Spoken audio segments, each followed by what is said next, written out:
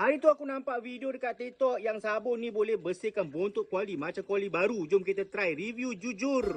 Kuali hitam ni boleh hilang ke tak boleh hilang hitam dia? Jom kita try jom. Okay ni coconut oil powerful cleaning cream. Jom try.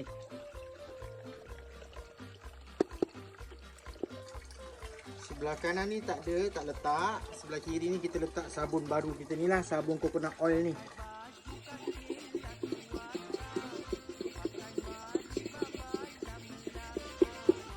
Okay, setelah setengah jam kita menyental sebelah lagi kita tak sental, tak pakai sabun coconut tu.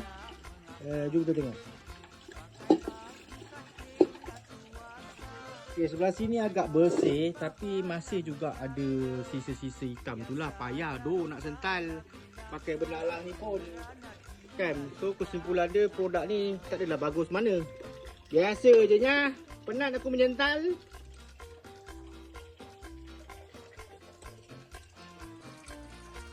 Ni aku dah sapu semua sekali, Ni yang benalang ni. Aku dah sental. Jom tengok hasil dia. Keseluruhan kuali. Bongak. Tak bagus. Kau kena tinggalkan beberapa minit. Aku tak kuasa nak tunggu lama-lama lah. Setakat ni biasa. Ni kita akan cuba dekat satu lagi kuali. Kali ni aku akan sapu dekat sebelah saja dan kita akan tunggu lebih kurang 10 minit. Malah aku tunggu lama-lama. Jom kita try. Kita sapu sebelah, kita tunggu kejap 10 minit. Ni kita dah tunggu 15 ke 20 minit.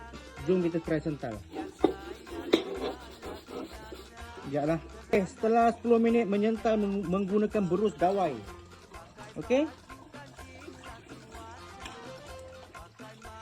So, ni boleh buang.